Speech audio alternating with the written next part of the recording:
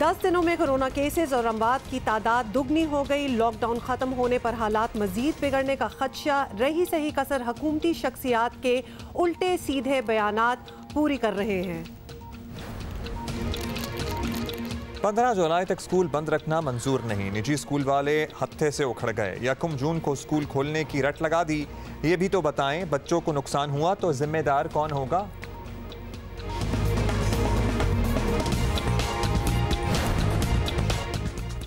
और अब फासला बढ़ाने से मोहब्बत बढ़ेगी। कोरोना से बचाव की एहतियातें बताती वीडियो सीरीज 10 तक ना दो को अवाम बहुत पसंद कर रहे हैं। This looks like fun. Actually मैं पहली किस्त इसकी जो है ना मैंने ऑनलाइन देखी है, पता नहीं कहीं मैंने देखी है। 5-6 मिनट की ये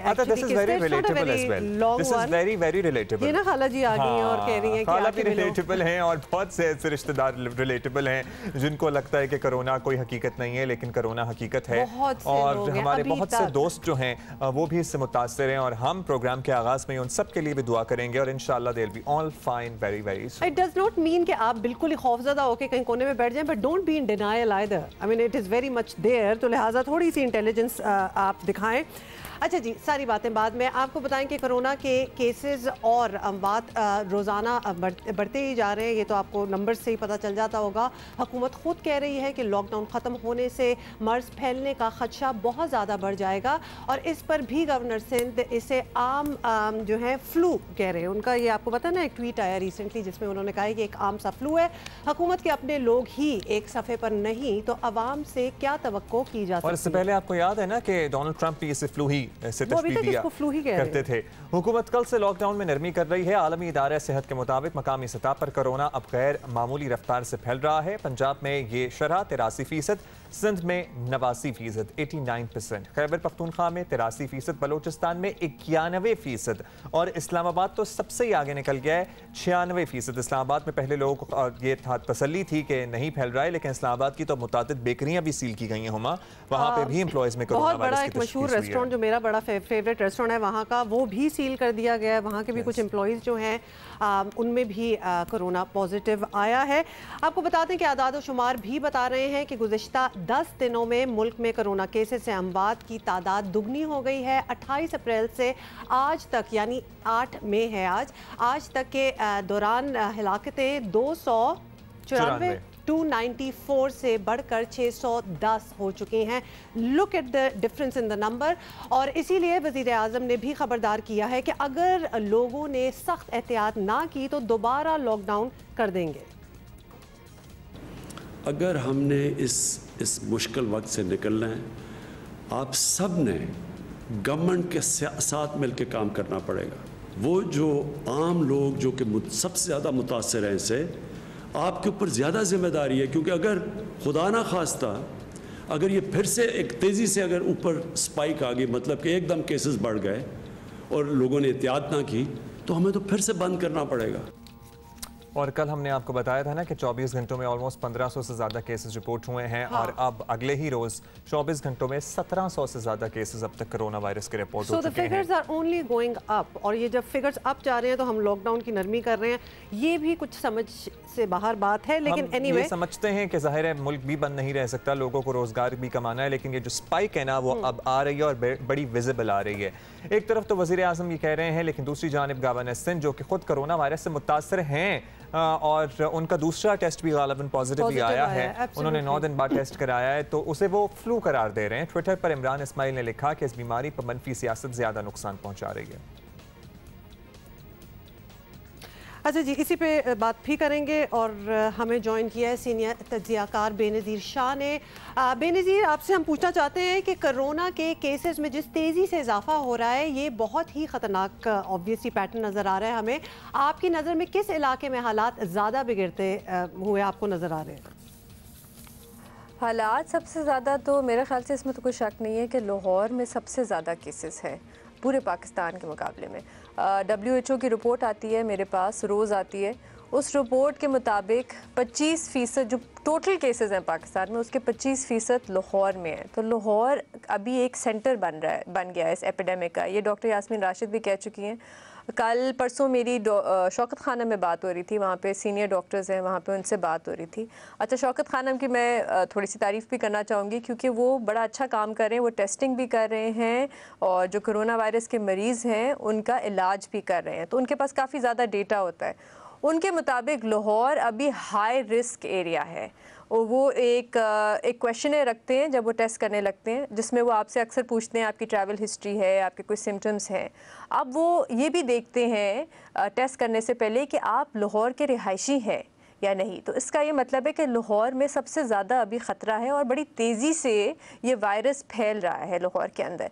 एक और मैं आपको बताऊं कि जब आप पंजाब का भी देखें, केसेस देखें, क्योंकि मेरे पास डेटा आता रहता है पंजाब का, 15 अप्रैल से के बाद हर 5 दिन बाद 1000 नए केसेस रिपोर्ट हो रहे थे।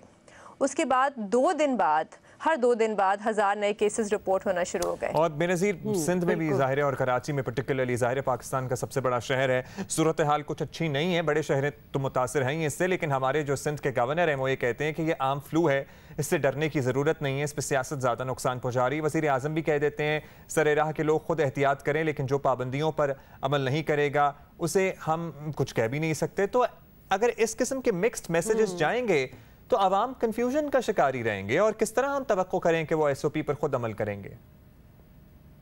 मिक्स मैसेजेस तो खैर बहुत ज़्यादा हैं। कभी हमें कहा जाता है कि फ़्लू ज़्यादा ख़तरनाक है, कोरोना वायरस इतना ख़तरनाक नहीं है। हमारे सदर जो ख़ुद भी एक डॉक्टर हैं, उन्होंने अभी कुछ दिन पहले एक वीडियो रीट्वीट की जो बाद में यूट्यूब ने हटा दी क्योंकि वो गलत खबर फैला रही थी। उसके बाद उस दिन असद उमर साहब ने कहा कि ट्रैफिक से जो एक्सीडेंट्स होते हैं उनसे ज़्यादा डेथ्स होती हैं और कोरोना वायरस से इतनी ज़्यादा नहीं होती, तो हम कोई ट्रैफिक तो नहीं बंद कर सकते। तो बड़ा अजीब सी बात है क्योंकि ये वायरस एक ऐसा वायरस है जिसका कोई इलाज ही नहीं है, जिसका कोई वैक्सीन नहीं है, ऊपर से ये कंटेजियस वायरस है। तो ये मुआजना करना ट्रैफिक एक्सीडेंट्स के साथ इस वायरस का, ये तो कन्फ्यूजन ही फैला रहा है। लेकिन अब इसके बारे में हम क्या कह सकते हैं? अगर ऊपर से कन्फ्यूजिंग मैसेजेस आ रहे हैं तो फिर आवाम में कन्फ्यूजन ही फैलेगी। लेकिन एक चीज़ मैं ज़रूर यहाँ पर कहना चाहूँगी और ये हमें याद रखना चाहिए कि हमारी लोकल ट्रांसमिशन कितनी है। अभी इस वक्त ये फिर से WHO की रिपोर्ट है, इस वक्त जो टोटल केसेस हैं पाकिस्तान में उसके कोई 80-90% लोकल ट्रांसमिशन से फैल रहे हैं, मतलब कि एक से दूसरे को पाकिस्तान के अंदर फैल रहे हैं। बहुत शुक्रिया बेनज़ीर। बिल्कुल हमको भी यही लग रहा है कि ये जो केसेस हैं वो बढ़ते भी चले जा रहे हैं और ऑब्वियसली इससे ज़रा ज़्यादा आपको प्रिकॉशंस लेने की ज़रूरत है। जितना हम इजी इसको लेना स्टार्ट हो गए हैं और ऑब्वियसली कन्फ्यूजन भी चल रही है, इतने ज़्यादा मिक्स स्टेटमेंट्स आ रहे हैं, but the truth of the matter is it is very much there and it is increasing. और इसकी सिवेरिटी क्या है मेरा ख्याल है अब ये सभी को मालूम है, लेकिन फिर भी इतनी अहम शख्सियात की तरफ से इस तरह की बात कर देना कि ये फ्लू है, जिनको खुद भी हुआ है फ्लू अब हम इसको फ्लू ही कहेंगे। अच्छा जी, वबाई अमराज की माहिर डॉक्टर नसीम सलाहुद्दीन साहिबा ने हमें ज्वाइन किया है, उनसे ज़रा बात कर लेते हैं। डॉक्टर साहिबा बहुत बहुत शुक्रिया, आपने हमारे लिए वक्त निकाला है। हम देख रहे हैं कि कोरोना से दुनिया में 3.25 लाख लोग मर गए हैं, पाकिस्तान में 25,000 से ऊपर केसेस आ चुके हैं, लेकिन फिर भी ये कहा जा रहा है कि ये एक आम सा फ्लू है, तो इससे घबराने की ज़रूरत नहीं है। ये भी साथ साथ सेकेंड लाइन आ जाती है, आप इत्तेफाक करेंगे इस चीज़ से? देखिए, इन्फ्लुएंजा वायरस जिसे आम लोग फ्लू कहते हैं और कोरोना वायरस, इन दोनों के अलामत मिलते जुलते हैं। दोनों में बुखार और खांसी और निमोनिया हो जा सकता है और दोनों में अमवातें होती हैं, दोनों में बग़ैर अलामत के भी होते हैं। हालांकि ये दोनों वायरस बिल्कुल मुख्तलिफ हैं। फ़र्क ये है दोनों में कि कोरोना वायरस बहुत तेज़ी से फैलता है बनिस्बत फ्लू के वायरस का, तो इसलिए ज़्यादा से ज़्यादा लोगों में लगने के इम्कानात कोरोना वायरस से बहुत ज़्यादा है। और ये कोई दोनों बीमारियां, दोनों वायरसेस को ऐसे सिंपल नहीं है, दोनों में बड़े प्रॉब्लम्स हो सकते हैं। तो जो लोगों का तसव्वुर है कि फ्लू बहुत ही मामूली चीज़ है और कोरोना बहुत ज़्यादा सख्त है, ऐसी कोई बात नहीं है, दोनों बराबर होते हैं। लेकिन जैसे मैंने बताया, कोरोना वायरस बहुत ज़्यादा तेज़ी से फैलता है और आम तौर पे उन लोगों पे को ज़्यादा मुतासिर करता है जो ज़ईफ़ हैं, जिनके फेफड़े पहले से डैमेज हैं, जिनमें शुगर की बीमारी कंट्रोल में नहीं है, तो ये फिर ये दोनों का फ़र्क ये है, लेकिन इसमें ऐसी कोई तसल्ली की बात नहीं है कि फ्लू से नुकसान नहीं होता और कोरोना से ज़्यादा होता है। तो डॉक्टर साहब ये फरमाइएगा कि कुछ माहिरीन ये समझ रहे हैं कि पाकिस्तान में कोरोना केसेस की तादाद लॉकडाउन जब लोगों ने फॉर ग्रांटेड लेना शुरू किया या नरमी हुई इसमें, उसके बाद ज़्यादा बढ़े हैं। तो अभी तो लॉकडाउन और ईज़ आउट होने जा रहा है, अभी ये कह दिया गया है कि अभी उरूज आया नहीं है। तो क्या हम एक ख़तरनाक सूरत हाल की तरफ बढ़ रहे हैं? जी बिल्कुल जा रहे हैं, क्योंकि जितना हम लोगों से मिलेंगे, जितने हम मजमे में दाखिल होंगे और अपनी एहतियात कम कर लेंगे, तो जाहिर है ये बीमारी बहुत ही ज़्यादा तेज़ी से फैलेगी। अच्छा डॉक्टर साहब, फाइनली आपसे ये भी पूछ लें कि अब अगर सूरत हाल इस तरफ जा रही है कि सब खुल जाएगा, मामूलात ज़िंदगी बहाल हो जाएंगे और ये मान कर ज़िंदगी चले कि अब कोरोना के साथ ही जीना है, तो आवाम को क्या एहतियाती तदाबीर अपनी ज़िंदगी का मुस्तकिल हिस्सा बनानी होंगी? बिकॉज बाकी चीज़ें तो हम बताते रहते हैं, लेकिन अब it is going to be a part of life, तो क्या मशवरा आप देंगी उस पर? ज़्यादा से ज़्यादा मजमे में नहीं जाना होगा, एक दूसरे के वायरस से बचना होगा, मास्क अच्छी तरह पहन के हाथ वाथ धोना। सबसे बड़ी बात ये कि अगर आप घर पे ही रहें तो फिर बीमारी का सामना कम से कम होगा, लेकिन अगर आप घर में रहते हैं, घर ही में रहेंगे, तो अपनी सेहत का ज़्यादा ख्याल रखिएगा। अगर किसी को टीबी या HIV या ब्लड प्रेशर या डायबिटीज़ वगैरह है तो अपनी दवाइयाँ वक्त पे लें, सेहत को ज़्यादा से ज़्यादा बेहतर बनाएं, खुराक अच्छी रखिए जहाँ जिस हद तक हो सकता है। और जाहिर है एक मेंटल टेंशन भी होता है, लेकिन कम से कम अपने घर में टेंशन रखिए, एक दूसरे का ख्याल रखिए, अपने पड़ोसियों का ख्याल रखिए, और अगर कोई आपकी ऐसी ख़ास हॉबी अगर है तो उसको डेवलप करें, अगर नहीं है तो फिर उसको ढूंढिए। ख़ास तौर पे अगर आप अपनी गार्डनिंग कर सकें या गमलों में भी बीज बोकर और पौधे बढ़ाएं, तो उसमें भी एक वक्त अच्छा निकलता है और एक इन्वॉल्वमेंट भी होती है। इसके अलावा बच्चों की तालीम पर ज़रूर तवज्जो करें, हालांकि वो घर पे होते हैं और वो भी बच्चे भी ज़ाहिर है बाहर निकलना चाहते हैं, मायूस हो जाते हैं, लेकिन अगर उनको आप मसरूफ़ रखें, उनकी हॉबीज़ डेवलप करें, उनकी तालीम पे तवज्जो करें, तो फिर ना ख्याल ये वक्त निकल सकता है। बहुत शुक्रिया डॉक्टर साहब। और ये जो गार्डनिंग वाली एडवाइस थी ना, ये तो कमाल है। ये गार्डनिंग और बेसिकली आपकी जो एडवाइस है ना कि कुछ ऐसी हॉबीज़ अब आप अपना लें जिसमें आपको बहुत ज़्यादा लोगों से ना मिलना पड़े, कुछ अपनी भी हो, और बच्चों के लिए कुछ होम स्कूलिंग दुनिया में होती है तो उसकी भी कुछ चीज़ें आप सीख लें। That's very good, it's very realistic as well. कुछ अर्से तक तो यही रहना। अभी कैसे लोगों को समझाएं, इसका एक और जरिया भी है, और हमारे आर्टिस्ट ने ठानी है कि वो भी लोगों को ज़रा समाजी फासला कैसे बरकरार रखना है, हाथों की सफाई कैसे करनी है, दूसरों से कम मिलना है, ये समझाएं। और इसके लिए वही मीडियम अपनाया है जिसमें ये एक्सपर्ट हैं, अदाकारी। हाँ बिल्कुल। अदाकार फैसल कुरैशी जो इसके सारी सीरीज़ के रूह रवां हैं, उनसे हम बात करते हैं। हमारे साथ मौजूद हैं, इस सीरीज़ के प्रोड्यूसर भी हैं। बहुत शुक्रिया आपका फैसल, आपने वक्त दिया। फैसल, कोरोना से बचाव की एहतियाती तदाबीर बताने के लिए अपने बड़ा दिलचस्प तरीका इख्तियार किया है, तो इसका ख्याल कैसे आया? और ज़ाहिर है आजकल के ज़माने में काम करना वैसे भी ज़रा मुश्किल है, तो हाउ डिड इट हैपन?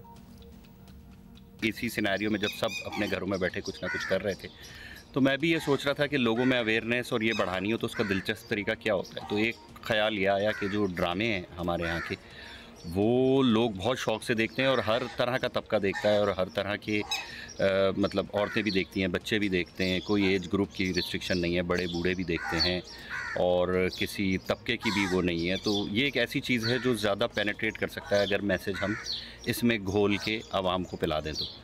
तो ये सोच के फिर ड्रामे का ख्याल आया। फिर आया कि इतना बड़ा ड्रामा तो ज़ाहिर मैसेज छोटा सा ही है जो हमें देना है, इतने बड़े ड्रामे में देंगे तो वो भी हो सकता है लोगों को डिस्ट्रैक्ट कर दे। तो फिर आइडिया आया कि क्यों ना एक ऐसा छोटा ड्रामा बनाया जाए जिसकी ड्यूरेशन इतनी हो। आजकल लोगों का वैसे भी अटेंशन स्पैन थोड़ा कम है, कि वो छोटी सी देर में एक चीज़ को एंजॉय भी कर लें और फिर उसको जो है ना उसमें जो हमारा पैगाम है वो भी समझ लें।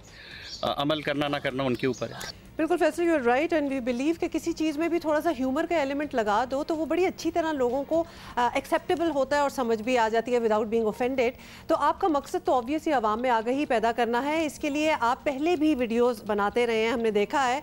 तो आपके ख्याल में लोग ये पैगाम समझ रहे हैं या फिर मज़ीद कुछ करने की ज़रूरत होगी? बिल्कुल, जो रिस्पॉन्स मैंने अभी तक फ़ील किया है, जो इसमें ड्रामे में जो एक लोगों को जो चीज़ अच्छी लग रही है वो ये है कि जितने भी इसमें कैरेक्टर्स और सिनेरियोज़ हैं उससे लोग रिलेट कर रहे हैं। तो ये एक रिलेटेबल चीज़ जो होती है वो लोगों को ज़्यादा अफेक्ट करती है। अब वो उस पर कितना अमल करते हैं, उसको कितना समझते हैं, मेरा ख्याल है समझने का भी मसला नहीं है। मैसेज बड़े सिंपल तरीके से दिया गया है तो लोगों को समझ भी आएगा, लेकिन उस पर वो कितना अमल करते हैं वो उनके ऊपर है, वो तो हम नहीं कह सकते। और दूसरी चीज़ जो आपने पूछी कि क्या ऐसी चीज़ों की ज़रूरत है, बहुत ज़्यादा ज़रूरत है। ये तो एक छोटी सी चीज़ है, बहुत ही एक रिस्ट्रिक्टेड ऑडियंस तक गई होगी। तो हम तो चाहते हैं कि जितने भी ज़्यादा लोग हैं जो अपने अपने उसमें रह के कर सकते हैं, मैसेज दे सकते हैं, ऐसी चीज़ें बनाएं, लोगों तक फैलाएं, चाहे पर्सनल लेवल पे हों, चाहे अगर फिल्म मेकर्स हैं तो अपनी चीज़ें बनाएं, फिल्म्स बनाएं और आवाम तक फैलाएं। तो इसकी बहुत ज़्यादा ज़रूरत है और इसमें कभी कमी नहीं होगी इस ज़रूरत में, क्योंकि दुनिया इतनी बड़ी है कि ये चीज़ चाहिए ही चाहिए हर वक्त। बहुत शुक्रिया आपका फैसल कुरैशी। यकीनन बड़ा अच्छा मीडियम है और इंशाल्लाह अब ये जियो पे चलेगा तो रिस्ट्रिक्टेड ऑडियंस तो नहीं होगी, इसकी एक बहुत ही ह्यूज, बहुत वाइड ऑडियंस होगी। तो जी दिन में 11 बजे और रात में 11 बजे ना, और जियो न्यूज़ पर ब्रेक ले रहे हैं अभी। ब्रेक के बाद मैंने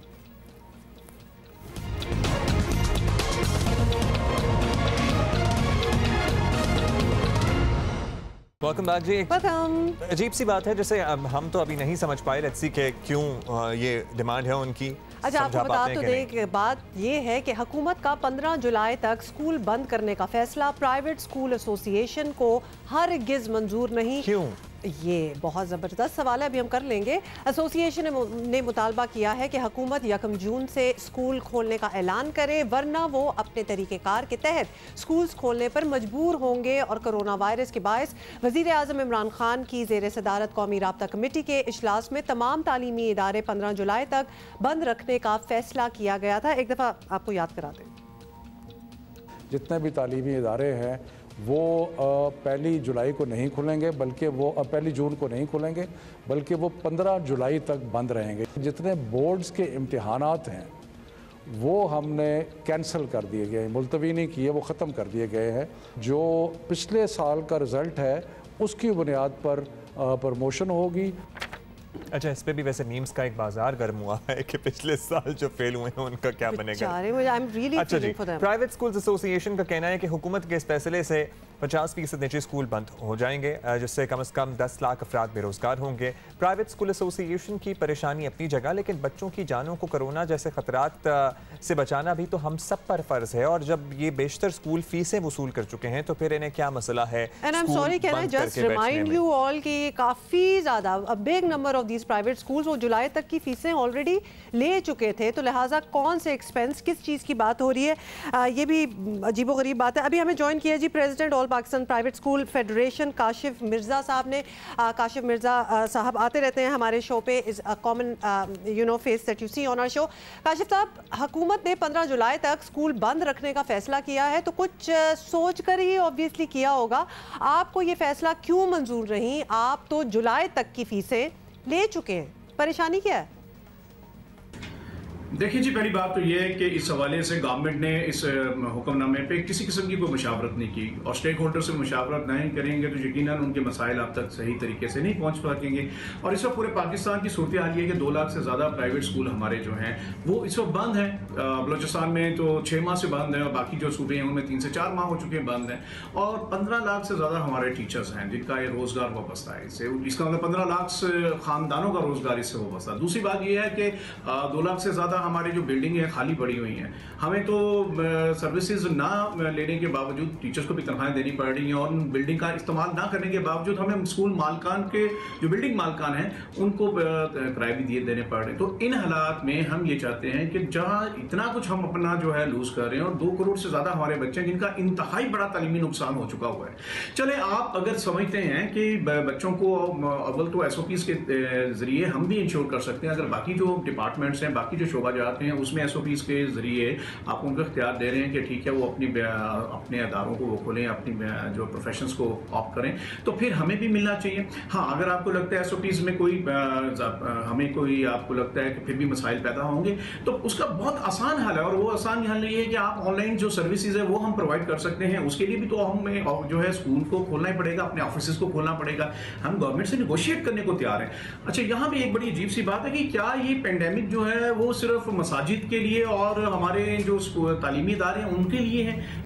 देखिए, बाकी जगहों को आप स्कूलों से कंपेयर नहीं कर सकते क्योंकि स्कूलों में मजमा होता है, बहुत सारे बच्चे इकट्ठे होते हैं। एक कमरे में 30-40 बच्चा अगर बैठा होगा तो किस तरह से आप सोशल डिस्टेंसिंग मेंटेन करेंगे? आप रिस्पॉन्सिबिलिटी का अंदाजा कर रहे हैं कि it the onus will be on you कि किसी को बीच में कोरोना ना हो। ये ऑनलाइन यस, अगर आप पढ़ाना चाहते हैं तो उसके लिए आप अपने टीचर्स के लिए आप खोल सकते हैं, इसमें में भी डिस्कशन हो सकती है। लेकिन काशिफ साहब ये बता दीजिएगा, अगर हुकूमत आपकी बात नहीं मानती तो क्या करेंगे? स्कूल 1 जून को खोलेंगे तो हुकूमत ज़ाहिर है मुस्तकिल तौर पर बंद भी कर सकती है, फिर उसके और ज़्यादा रिपरकशंस होंगे। देखिए, पहली बात तो ये कि हम कानून का एहतराम करने वाले लोग हैं। किसी भी सूरत में हम कानून को अपने जो है हाथ में नहीं लेते और ना ही कभी हमने किया है। हाँ, ये जरूर है कि अपना जो लीगल राइट है उसको एक्सरसाइज करेंगे और हमारा लीगल राइट हमें ये हक देता है। आर्टिकल 3, आर्टिकल 4, आर्टिकल 5, आर्टिकल 18 और आर्टिकल 25(1), आर्टिकल 37 और 38, ये सारे आर्टिकल जो कानून के अंदर हमें इस बात का राइट देते हैं कि हम भी बाकी प्रोफेशंस की तरह अपने प्रोफेशंस को जो है इंडिपेंडेंटली जो है उसको ऑप्ट करें। और इस हवाले से अगर कानून के अंदर कोई गवर्नमेंट के लेवल के ऊपर भी कोई गैर आईनी कदम इख्तियार किया जाएगा तो हम अपना लीगल राइट एक्सरसाइज करेंगे, हम कोर्ट्स में जाएंगे। शुक्रिया काशिफ साहब, लेकिन आपकी बात में बच्चों का जो हर्ज होगा पढ़ाई का वो बड़ी लास्ट के कोई लास्ट में आपको चीज़ याद आई थी, उससे पहले और बड़ी चीज़ें जो कि आई गेस ज़्यादा इंपॉर्टेंट है, विच इज़ स्टिल इस वक्त मुझे इस बात की बिल्कुल समझ नहीं आ रही। पैसे आप लोग वसूल कर चुके हैं, ओवरहेड्स आपके कम हो चुके हैं, प्रॉब्लम क्या है? देखिए, फिजिकल बच्चे आकर पढ़ें ये तो होने नहीं वाला। अगर आप ऑनलाइन क्लासें पढ़ाने के लिए टीचर्स को बुलाना चाहते हैं, स्टाफ को बुलाना चाहते हैं तो yes, that you can discuss with the government and other people. अच्छा जी, chairman Sindh private schools association के ये मेंबर हैं हैदर अली, इन्होंने हमें ज्वाइन किया, चेयरमैन है in fact, I did say that. Haider Ali, बताइएगा कि पंजाब के निजी स्कूल्स मालकान कहते हैं कि उन्हें हुकूमत का 15 जुलाई तक स्कूल बंद रखने का फैसला मंजूर नहीं, आप लोगों का क्या फैसला है ये हम पूछना चाहते हैं। सिंध के स्कूल हुकूमती हिदायत तक ही बंद रहेंगे? बहुत आसानी से बगैर किसी होमवर्क के या बगैर किसी प्लानिंग के ये ऐलान कर दिया कि 15 जुलाई तक तमाम तालीमी अदारों को बंद रखा जाए।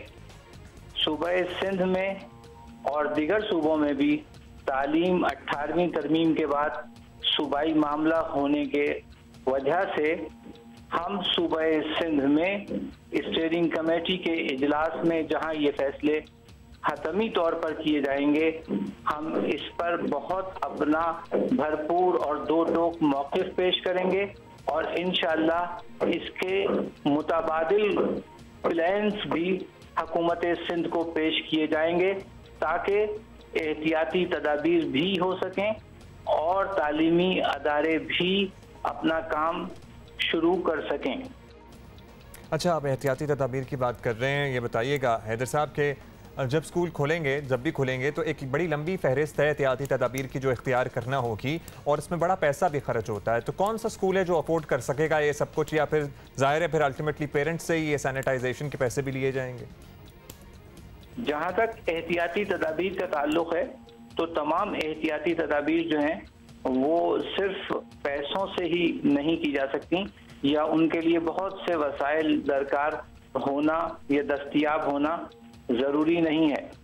चाहे वो सैनिटाइजिंग वॉक थ्रू गेट्स हों या थर्मल स्कैनर्स हों या बिल्डिंग्स की फ्यूमिगेशन हो या हर बच्चे और हर स्टाफ के लिए मास्क हो, मैं समझता हूँ, या फिर एहतियाती तदाबीर के आगाही के लिए चार्ट्स हों, ये तमाम वो एहतियाती और तदाबीर हैं और मुकम्मल तदाबीर हैं जिनके लिए कुछ बहुत ज़्यादा हर स्कूल को या तालीमी अदारे को बहुत सारे वसाइल या बहुत से पैसे खर्च नहीं करना पड़ेंगे, बल्कि ये मुनासिब कीमत पर ये तमाम इंतजामात तमाम तालीमी अदारे जो है वो अपने तौर पर कर सकेंगे।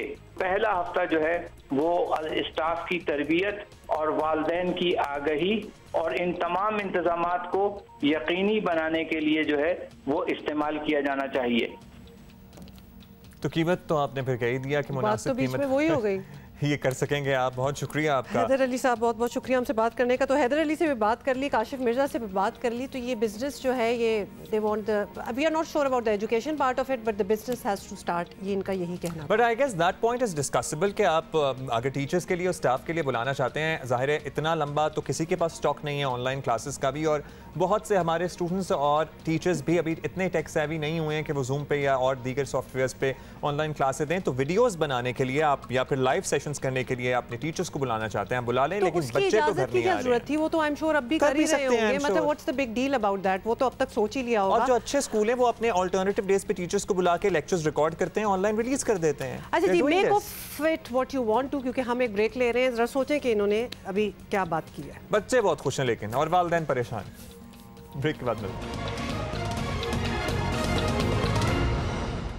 वेलकम बैक जी। कीबोर्ड मौसीकी का बड़ा अहम इंस्ट्रूमेंट है और एक बच्चे से हम आपको मिलवाएंगे। अयान तस्लीम इसका नाम है और छोटी सी उम्र है लेकिन बड़ा टैलेंटेड है। तो आइए सुनते हैं।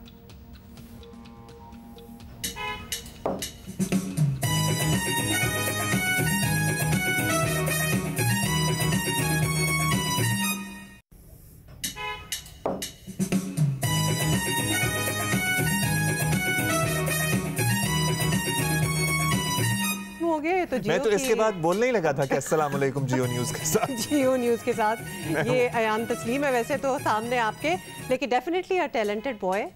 और अच्छा, ये तो जियो का थीम म्यूजिक था, लेकिन इसके अलावा भी Ayaan is really talented and एक और भी इन्होंने किया है वीडियो। छोटे छोटे बच्चे हैं अभी, तो इनकी और रुझान बढ़ रहा है और जगहों पे। और जाहिर है ज्यादातर इंडोर एक्टिविटीज ही हो सकती हैं, outdoor and this is like the best music. अच्छा जी, तो अगर आप इस तरह का कोई टैलेंट रखते हैं तो जियो पाकिस्तान टीवी पे हमें ट्वीट कीजिएगा। हम ब्रेक लेंगे, ब्रेक के बाद दोबारा हाजिर होंगे आपके साथ।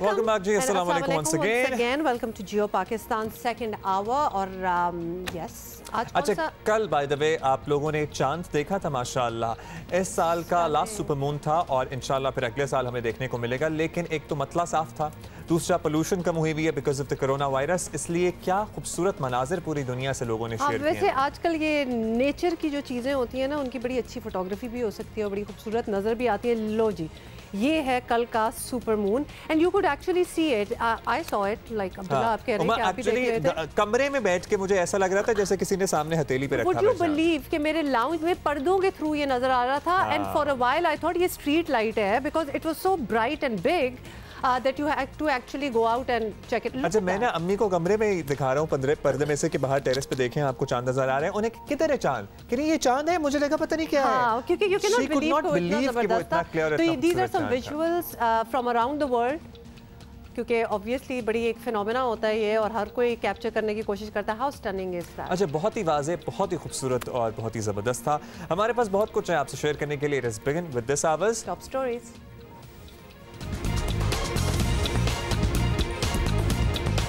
कोरोना से सेहतयाब होने वालों के प्लाज्मा से इलाज शुरू हो गया। लोग अतियात के लिए आगे आएं। इंसानियत की इससे बड़ी खिदमत और क्या होगी।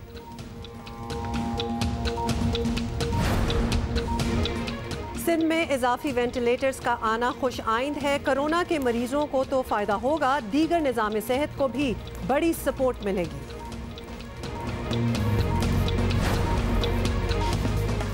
और मारूफ लोक फनकार कृष्ण लाल की मौत, सरायकी और मारवाड़ी मौसीकी का बड़ा नुकसान है।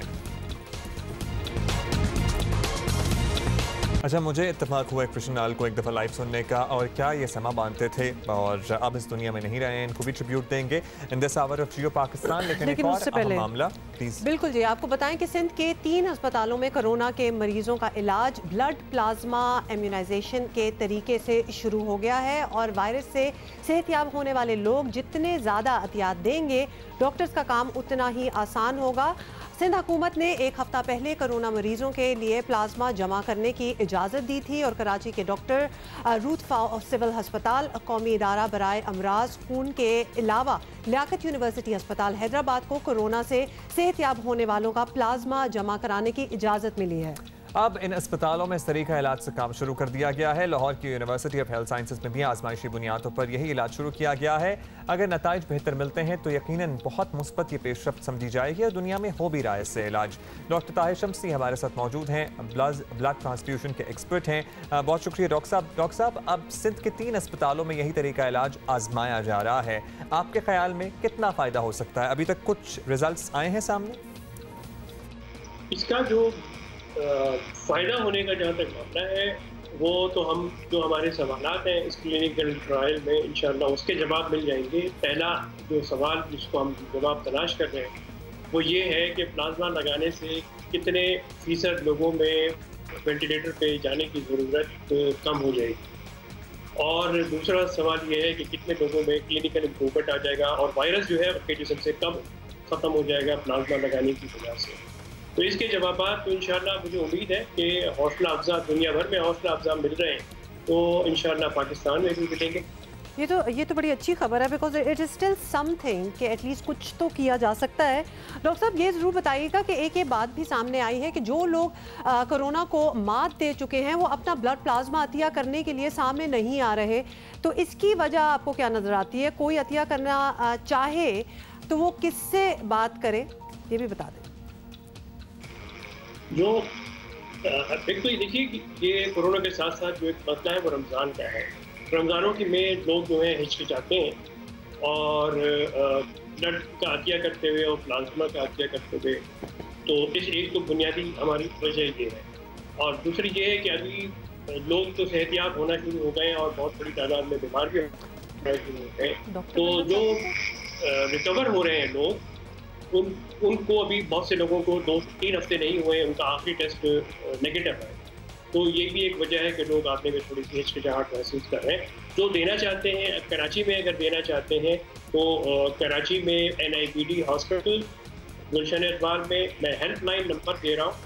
हेल्पलाइन नंबर से पे कॉल करके अपॉइंटमेंट लेके प्लाज्मा दिया जा सकता है। हेल्पलाइन नंबर है 0333 297 6390। इस नंबर पे फ़ोन करके पूरे पाकिस्तान में आप जिस शहर में भी रहते हो वहाँ के प्लाज्मा कलेक्शन सेंटर के मुताबिक आपको मालूमात मिल सकती है। बहुत शुक्रिया डॉक्टर ताहिर शम्सी हमारे साथ मौजूद थे। नंबर हम रिपीट करते हैं 0333 297 6390 0333 297 6390। पूरे पाकिस्तान में आप कहीं भी कोरोना वायरस से सेहतयाब हो गए हैं तो आप अपना प्लाज्मा डोनेट करना चाहें, आप इस नंबर पर रब्ता करें, आपके लिए अरेंजमेंट किया जाएगा। This is not for everybody. अगर आपको कोरोना था और आप ठीक हो गए हैं उसके बाद आप ये डोनेट कर सकते हैं, फिर फ़ायदेमंद होगा ये। अच्छा जी, अब एक चीज़ बड़ी वायरल हुई है अब्दुल्ला, आपको दिखाना चाहती हूँ। आपने तो खैर आप देख ही ली होगी। अदाकार नुमान एजाज से कौन वाकिफ़ नहीं, और एक वीडियो सोशल मीडिया पे खूब वायरल हुई है, कल मैंने देखी है, और इस वीडियो में नुमान एजाज, अदाकार हुमायूं सईद और अदनान सिद्दीकी की अदाकारी के बारे में अपनी राय का इजहार कर रहे हैं और बड़े खुले, मतलब बड़े ऑनेस्ट अपना एक ओपिनियन दे रहे हैं। और उनका कहना तो खैर बहुत कुछ है, लेकिन पहले आपको दिखा देते हैं। तो ये आप उन्हीं की ज़बानी सुन लें, हम नहीं कहेंगे, तो पूरा मान जाएंगे लोग। क्लिप चला अच्छा, बट हुमायूं वक्त के साथ खासा ग्रुप कर जाते हैं लोग, लेकिन अभी तक अल्हम्दुलिल्लाह नहीं कर पाए। But I am sure Humayun इसी तरह मेहनत करते रहे तो किसी न किसी अचानक हादसाती तौर पे उनको इंशाल्लाह एक्टिंग आ जाएगी। मेरा पूरा ईमान है अल्लाह पाक की ज़ात से, मैं नाउम्मीद नहीं होना चाहिए इंसान को, और इंशाल्लाह मेरी दुआ है कि आ जाएगा काम इंशाल्लाह मेरे भाई को। अदनान सिद्दीकी साहब को आता है? अदनान सिद्दीकी साहब भी हुमायूं के वो क्या है, पेशवा है नक्शे कदम पे लेकिन चलो इस उम्र में भी अल्लाह पाक ने अगर उनको कामयाबी दी है तो इट्स नेवर टू लेट। देखिए कि ये अब मजाक तक तो बात सारी ठीक है, होपफुली ये मजाक ही हो रहा है जिस तरह ये लोग हंस रहे हैं। अच्छा, फिर मैंने कहीं सोशल मीडिया पे ये भी रिपोर्टेडली पढ़ा है कि हुमायूं सईद ने फिर कहा मजाकन जो है कि अगले ड्रामा सीरियल में नुमान एजाज मेरे वालिद का किरदार अदा कर सकते हैं या करेंगे। ओके, सो यू नो, हालांकि है तो ये मजाक, लेकिन कोई भी ऐसी चीज़ों को सीरियसली ले लेता होता है, लेकिन आई डाउट कि हुमायूं सईद या अदनान सिद्दीकी इनको सीरियसली लेंगे, क्योंकि ये सारे एक दूसरे आपस में जानते हैं एंड आई गेस। अच्छा, वैसे हुमा को ये लग रहा है मजाक है, लेकिन मेरा ख्याल है कि मजाक नहीं, बड़े आई एम होपिंग कि ये मजाक है। वो बिल्कुल सीरियसली बात कर रहे थे और वो दिल खोल कर अपना इजहार ख्याल कर रहे थे। चलिए, हमारी इत्तेफाक से अगर हमारी बात हुई अदनान सिद्दीकी से या हुमायूं सईद से, तो हम ज़रूर पूछेंगे कि आपको उन्होंने कितना बुरा माना, बुरा माना या नहीं माना? अगर बुरा माना तो फिर बता ही देंगे ना, फिर इसको मजाक को आगे नहीं। अच्छा जी, चलें आगे बढ़े, छोड़ें वैसे, अभी आगे बढ़ते हैं। और जहां कोरोना और इसके इलाज की बात चल रही है, वहीं एक इंतहाई तशवीशनाक खबर भी सामने आई है। पता चला है कि कराची में कोरोना के ऐसे मरीज हैं जिन्हें ना इसकी अलामात जाहिर हुई, ना उनकी हालत ख़राब हुई कि वो वेंटिलेटर पर जाते और अचानक उनकी जान चली गई। द न्यूज़ के नुमाइंदे वकार भट्टी की रिपोर्ट के मुताबिक कराची में ऐसे 52 लोग हैं जिनका पता लगा है कि वो कोरोना का शिकार हुए, अलामात जाहिर नहीं हुई, घर पर ही थे, अचानक इंतकाल हो गया। सूबाई महकमा सेहत के लोग इस बात की तस्दीक कर रहे हैं। आपको बताएं कि मरने वालों में एक शख्स की उम्र 45 ईयर्स ओल्ड थे वो, और बाकी सब 60 साल या उससे ज़्यादा उम्र के थे।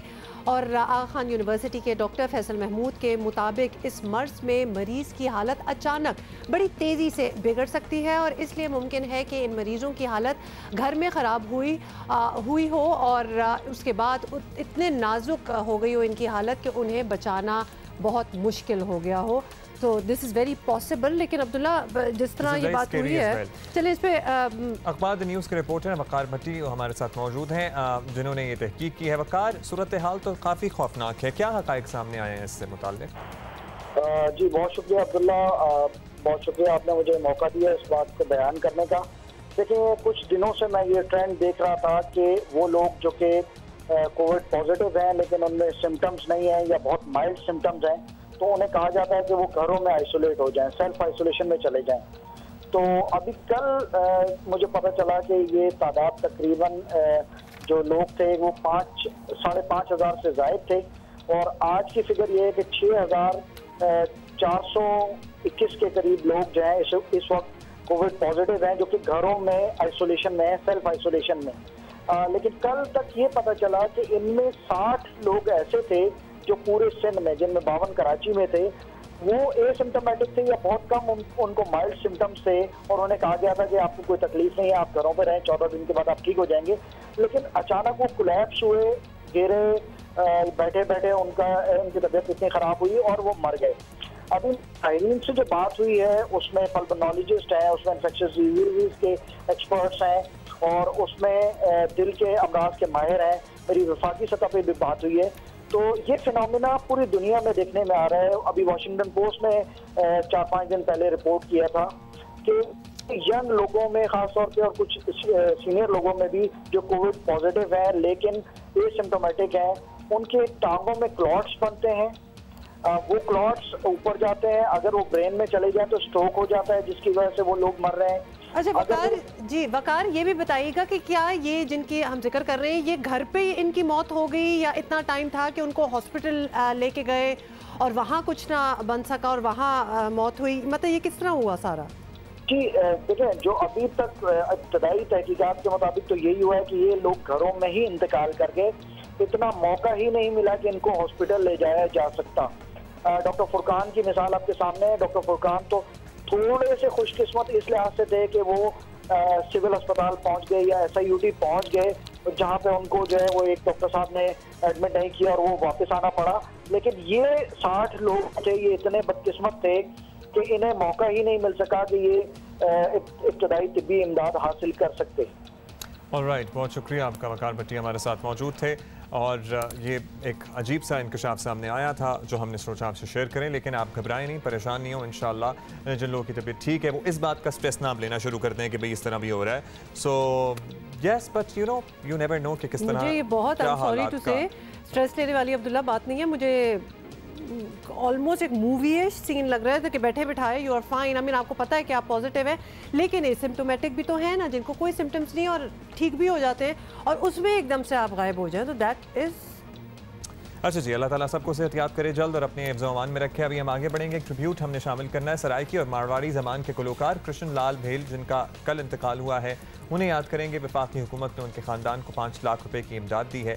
55 साला चोलिस्तानी फनकार थे कृष्ण लाल भेल। गुज़श्ता 3 माह से गुर्दों के आरज़े में मुब्तला थे। और आपको बताएं कि सदारती अवार्ड याफ्ता फनकार नहायत कसमपुरसी की ज़िंदगी गुजार रहे थे। कृष्ण लाल भेल ने पूरी दुनिया में पाकिस्तान का नाम रोशन किया। चोलिस्तानी फनकार को दुनिया की 18 ज़बानों पर अबूर भी हासिल था।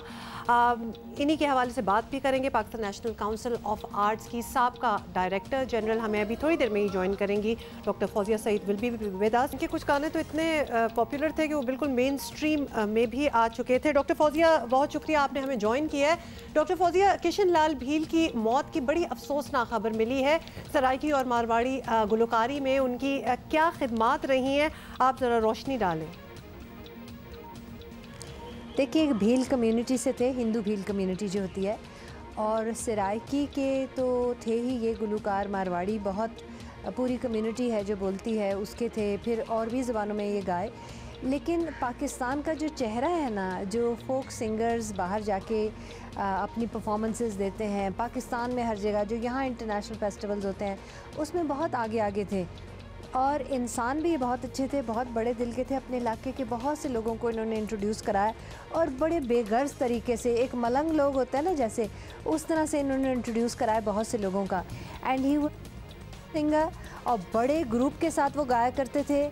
और इसमें कई लोग इनको इस तरह से भी पहचानते हैं कि इनके ग्रुप के कुछ साथी थे जो लड़के थे, वो लड़कियों की तरह ड्रेसअप होके कभी मुंह से आग निकालते थे, कभी एक थाली पे रक्स करते थे। बहरहाल ये खुद जो हैं ये कथा भी गाते थे, भजन भी गाते थे, लोकगीत भी गाते थे, शायरी के भी शौकीन थे और बहुत ही खूबसूरत आदमी थे।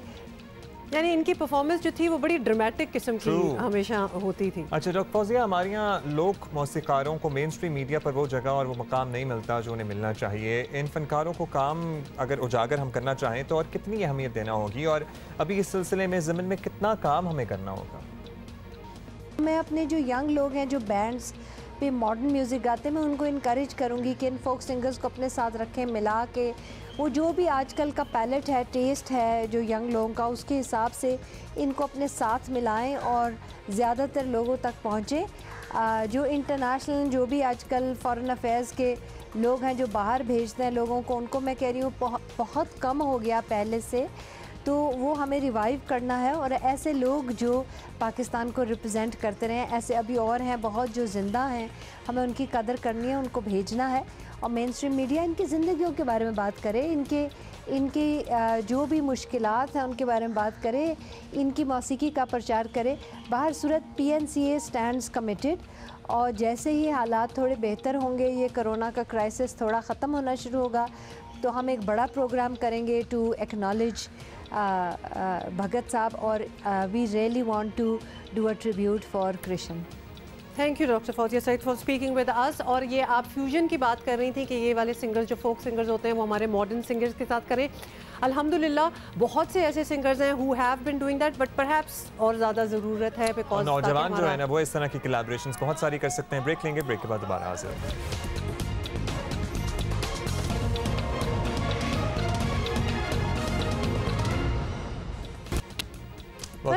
Welcome back. अच्छा जी, एज ऑलवेज टाइम बहुत कम है, सो कम हियर।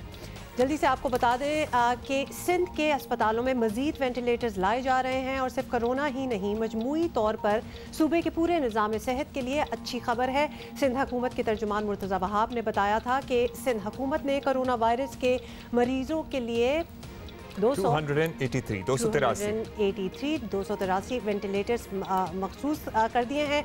250 डिस्पोजेबल वेंटिलेटर्स का ऑर्डर भी दिया है, जिनमें से 50 मौसूल हो चुके हैं। बाकी 200 वेंटिलेटर्स इस माह के आखिर तक मिलेंगे। 100 फिक्स्ड वेंटिलेटर्स का ऑर्डर भी दिया गया है। 26 तारीख को मिल जाएंगे, जो इसी माह की 26 तारीख को मिल भी जाएंगे। जरा सुनने मुर्तज़ा वहाब ने क्या कहा। 283 हमारे पास वेंटिलेटर्स हैं। सिंध हुकूमत ने 250 डिस्पोजेबल वेंटिलेटर्स को ऑर्डर प्लेस किया है। 250 ये डिस्पोजेबल वेंटिलेटर्स हैं, जिसमें 50 वेंटिलेटर्स हमें डिलीवर हो चुके हैं, हमें मिल चुके हैं, और बाकी 200 वेंटिलेटर्स इस महीने के आखिर तक इंशाअल्लाह अज़ीज़ हमको डिलीवर कर दिए जाएंगे। अल्लाह करे कि कोरोना की वबा से हम जल्द छुटकारा हासिल कर लें और इतनी बड़ी तादाद में वेंटिलेटर्स की ज़रूरत ना पड़े, लेकिन सूबे में आ जाते हैं तो ज़ाहिर है सूबे के मजमूई निज़ाम सेहत के लिए बड़ी मुस्बत ये पेशरफ्त होगी।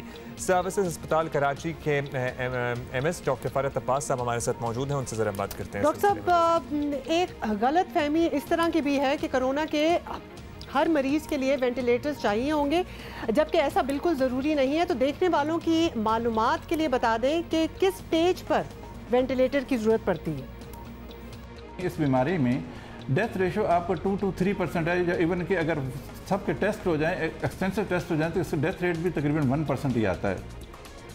इसमें वेंटिलेटर, इसमें इस बीमारी में सबसे बड़ी बात है, अवाम को पैनिक आने की ज़रूरत नहीं है। इसमें 80% तो ऐसे लोग हैं जिनमें साइन एंड सिम्टम भी अपीयर नहीं होते हैं और वो खुद ब खुद चले जाते हैं। बाकी बात है 20% में भी 17% या 16% लोगों में इसके साइन एंड सिम्टम आते हैं, जिनको हम हॉस्पिटल में उनको सिम्टमेटिक ट्रीटमेंट करते हैं। ऑक्सीजन दे दी, या उनको कोई मेरा बताओ पेन किलर दे दी, या उनको दूसरे स्पोर्टिव जो उनके बारे में देते हैं, क्योंकि वायरस की इसकी अभी तक जो नई मर्ज़ है, इसका अभी तक कोई वैक्सीन ईजाद नहीं हुई है, जो कि ईजाद होने के मराहल में उसके अभी टेस्ट जारी हैं, ये इसकी ट्रीटमेंट नहीं आई है। तो इसलिए सबसे पहले हमने इसको कहते हैं पैनिक में आए, सोशल डिस्टेंस रखें, वो रखें। और जो बाकी बच जाते हैं ना 3% लोग टोटल, उनको वेंटिलेटर की ज़रूरत पड़ती है, उसमें वेंटिलेटर से लोग वापस आ जाते हैं। ये ज़रूरी नहीं है कि हर कोरोना पेशेंट के लिए वेंटिलेटर की ज़रूरत है, लेकिन ये वेंटिलेटर जो भी आ रहे हैं, ये पाकिस्तान में पहले भी हमेशा वेंटिलेटर की शार्टेज रही थी। ये सिंध गवर्नमेंट का बहुत अच्छा इक़दाम है, ये हमेशा पब्लिक के लिए काम आएंगे और पब्लिक की फैसिलिटीज़ के लिए है। बिल्कुल। डॉक्टर साहब, आप एक अस्पताल के सब मामला देखते हैं तो आपको ये भी आइडिया होगा कि आजकल कोरोना के बहुत मरीज़ सामने आ रहे हैं, तो क्या अस्पताल समेत हमारा पूरा तिब्बी निज़ाम ये प्रेशर हैंडल कर पा रहा है, क्योंकि आगे तो मज़ीद आसानियाँ और शायद मज़ीद वबा भी फैल रही है? इफ़ेक्ट तो पड़ेगा, लेकिन हम घबराए नहीं हैं। हमारा हेल्थ सिस्टम, हमारी क़यादत भी और हमारे डॉक्टर, हेल्थ वर्कर, ये इसका जवाबमर्दी से मुकाबला कर रहे हैं और इंशाअल्लाह ताला हम इसको ओवरटेक कर लेंगे। परेशानी की कोई ज़रूरत नहीं है, लेकिन ये ज़ाहिर बात है कि इसका प्रेशर पड़ेगा ज़रूर, लेकिन इस प्रेशर को हैंडल करने के लिए सबसे बड़ी बात है अवाम के तावन की ज़रूरत है और कुछ नहीं है। क़यादत और मीडिया इसके बारे में बहुत अच्छे मेरे मतलब इक़दाम बता रहा है, बड़े उनकी जितनी भी तारीफ़ की जाए बहुत कम है कि वो एहतियाती तदबीर आपको बता रहा है, लेकिन कोई भी जंग अवाम के तावन के बगैर जीती नहीं जा सकती। और ये जंग सरहदों पे नहीं है, ये आपके हॉस्पिटल और क्वारंटाइन सेंटर में लड़ी जा रही है, जो कि जिसको डायरेक्ट फ्रंट लाइनर पे doctor, paramedic staff, health worker हैं। तो खुदा के लिए इसको बचाने के लिए अवाम को आगे बढ़ना पड़ेगा। अवाम के तावन के बगैर कभी कोई चीज़ नहीं जीती जा सकती। डॉक्टर फरहत अब्बास, बहुत बहुत शुक्रिया हमसे बात करने का।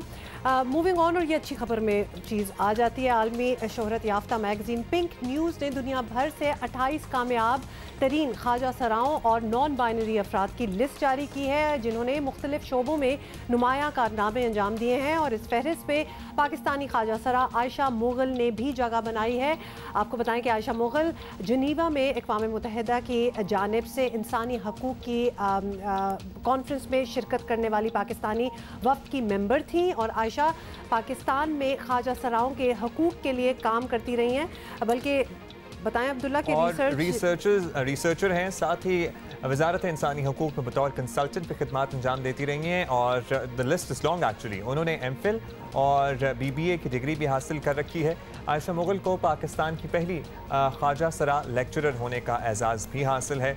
So Aisha, more power to you, and you have made your community proud as well, and the whole nation proud as well. And it's so good जब खास तौर पे इस कम्युनिटी की से अच्छी खबरें आएँ और कुछ इनके लिए हो रहा हो तो बहुत खुशी होती है।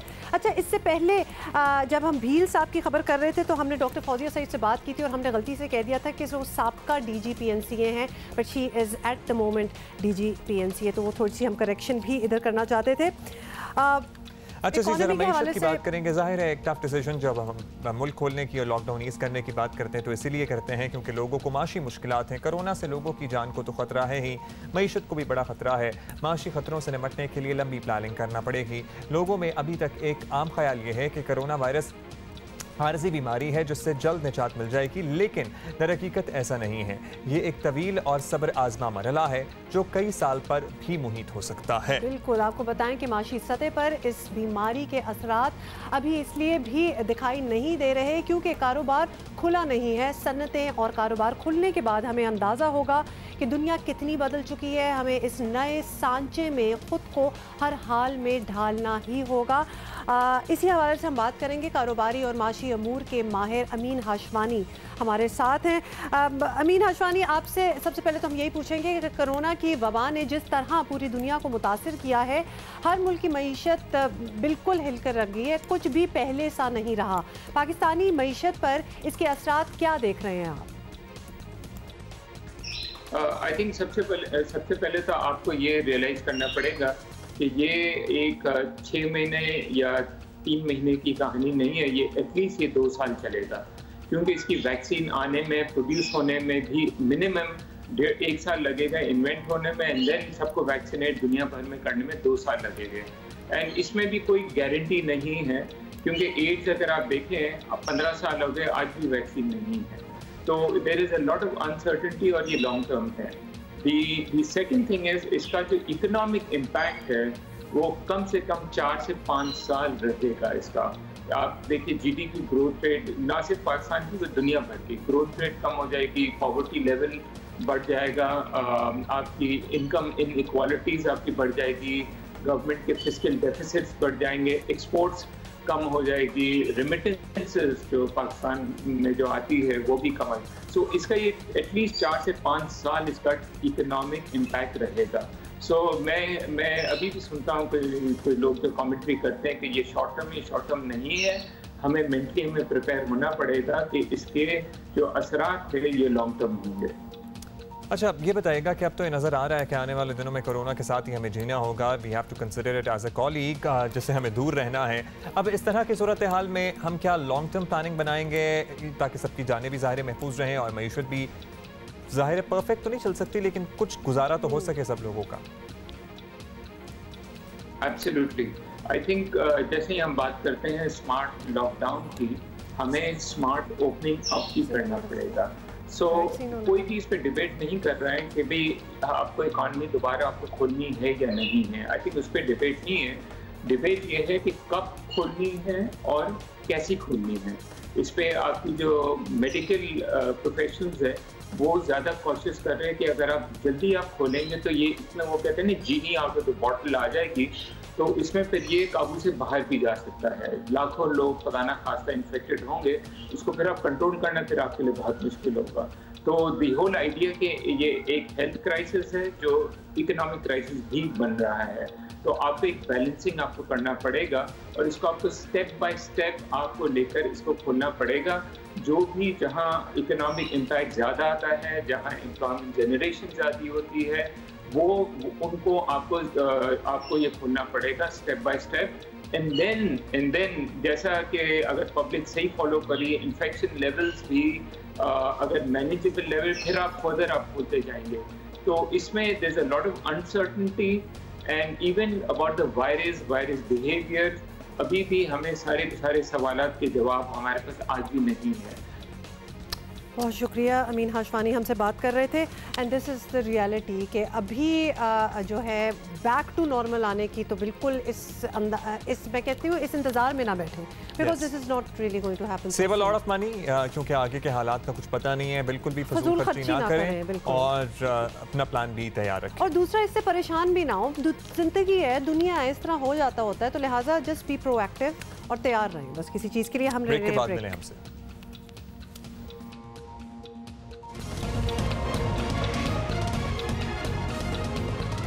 वेलकम बैक जी। और हर कोई अपने तरीके से लोगों की आजकल मदद करने की कोशिश कर रहा है। कोरोना लॉकडाउन में सबसे ज़्यादा गरीब और दिहाड़ीदार तबका मुतासर हुआ है। बहरहाल ऐसे पाकिस्तानी भी कम नहीं हैं जो इन गरीब अफराद की बढ़ चढ़ कर मदद कर रहे हैं। और अभी हम बात करते हैं पाकिस्तान के सफ़े अव्वल के गुलकारों की जो कोरोना फंड रेजिंग के लिए सामने आए। कौन कौन है हुमा? जी, इसमें अली ज़फ़र हैं, अली सेठी हैं, शफकत अमानत अली खान, हारून रशीद समेत बहुत से गुलकार इतवार को ऑनलाइन सूफी प्रोग्राम हमदोनात भी हिस्सा होंगी इसका और दीगर कुछ गीत भी होंगे। प्रोग्राम से हासिल होने वाली रकम से लॉकडाउन से मुतासरा गरीब खानदानों को राशन वगैरह फराहम किया जाएगा। अच्छा, इसकी जो डिटेल्स हैं वो हम आपको ज़रूर बता देंगे। Perhaps it will be live on Instagram और लाइव ऑन फेसबुक। कोई ऐसा प्लेटफॉर्म ज़रूर होगा जहाँ एवरीबडी कैन ज्वाइन इन, बल्कि यहाँ लिखा भी हुआ है एक हाँ, मेरा पता नहीं वेबसाइट पे होगा या कहाँ होगा अब ये। Anyway, ये वो आपको इन्फॉर्मेशन है जो हम आपको कल बता देंगे, क्योंकि ये होना तो संडे को है। It's Sunday 10th of May को होगा। And of course in the meantime आप खुद भी फाइंड आउट कर ही सकते हैं सूफी program, listen to your favourite stars. Otherwise Ali Sethi रोज ही इंस्टाग्राम लाइव कर रहे होते तो उनको आप पूछ लीजिएगा। एग्जैक्टली अच्छा जी, साथ ही अपने स्टार्स की बात हो रही है तो कभी कभार बड़ी ज़बरदस्त बातें कर जाते हैं हमारे स्टार्स, और ख़ासतौर पे टंग इन चीक कमेंट ज़रूर होता है, तवज्जो कहीं और दिलानी होती है और बात किसी और तरीके से की जाती है। जिस तरह के मशहूर गुलकार और समाजी कारकुन शहजाद रॉय ने गुज़िश्ता दिनों एक तस्वीर ट्वीट की और कहा कि कराची बहुत ही साफ़ सुथरा है, और तस्वीर ज़रा देख लें कि किस चीज़ के साथ इन्होंने ट्वीट की है। और हम ज़ाहिर है ये एक्सपेक्ट भी करेंगे लोगों से कि वो सोशली डिस्टेंस मेंटेन करेंगे। तंज था जब हम सफाई नहीं रख सकते इर्द गिर्द, तो हम क्या एक्सपेक्ट करें ऐसे लोगों से, अपने ही इर्द गिर्द लोगों से, कि हम सोशली डिस्टेंस मेंटेन करेंगे या फिजिकली इनफैक्ट डिस्टेंस मेंटेन करेंगे और ख्याल इनका करेंगे। ये तस्वीर लगाने का, और तस्वीर अब आपने देख ली है, पीछे मनोमन कचरा पड़ा हुआ है और ऑब्वियसली कोई उठाने वाला, सफाई करने वाला नहीं, और गंद फैलाने में तो हम आगे आगे होते हैं। तो लिहाजा जब हम गंद इतनी खुशी से फैलाते हैं तो किस तरह हमसे एक्सपेक्ट किया जा सकता है कि हम सोशली एक दूसरे से फिजिकली डिस्टेंट भी रहेंगे। अभी तक लोगों को एहसास ही नहीं है इस बात का। ये लॉकडाउन नरम होने से लोगों को ये लग रहा है कि ये बात खत्म हो गई। मुझे एक बात बताएं, कितना मुश्किल है ये बात समझना कि आप दूसरे के सामने जब खड़े हो तो उससे 3-4 फुट के फासले से खड़े हो जाएं। आपको क्यों दूसरे को बताना पड़ता है कि भाई जरा फासला कर लें? And why would you, why do you want नजदीक आके खड़े and why do you want to put the other person in a very uncomfortable situation कि वो खुद आके आपसे कहे कि जी आप हटे? भाई ऑलरेडी अपना डिस्टेंस रखो, ऑलरेडी इस बात को अज्यूम कर लें कि अगले बंदे को ये अच्छा नहीं लगेगा, बिकॉज अब दुनिया जो है वो बदल गई है। It's gonna take time in Pakistan. वैसे अब्दुल्ला, अभी भी लगता है कि लोगों को अभी भी समझ नहीं आ रही, और अभी तो हम मास्क और दीगर एहतियातों की तो बाद में बात करेंगे। अभी तो हम यही समझा लें कि भाई एक दूसरे से फासला इख्तियार कर लें। सड़क पे चलते हुए बम पेन करने की जरूरत नहीं है, हाथ पकड़ के ना चले प्लीज। और हाथ पकड़ के तो चले अपने जानने वाले के साथ ही चल रहे होंगे, दूसरों को टच होते हुए क्यों जा रहे हैं आप? उनका तो कोई कसूर नहीं है। ये छोटी छोटी चीजें हैं जो बड़ी we have been taking them for granted, there was no harm at that time. अब ना करें थोड़े अरसे के लिए, और थोड़े अरसे का मतलब है अपनी कुछ आदत बदलने की कोशिश करें। द वर्ल्ड हैज चेंज्ड, तो इसको एक्सेप्ट भी कर लें। डरने की जरूरत नहीं है, एक्सेप्टेंस की जरूरत है बस थोड़ी सी। With this will bid you farewell, कल मिलेंगे इंशाल्लाह। और कल सैटरडे है और कल से वैसे मुल्क भर में थोड़ा सा लॉकडाउन भी ईज हो रहा है। लेट्स सी क्या होता है। See you tomorrow. See you, bye.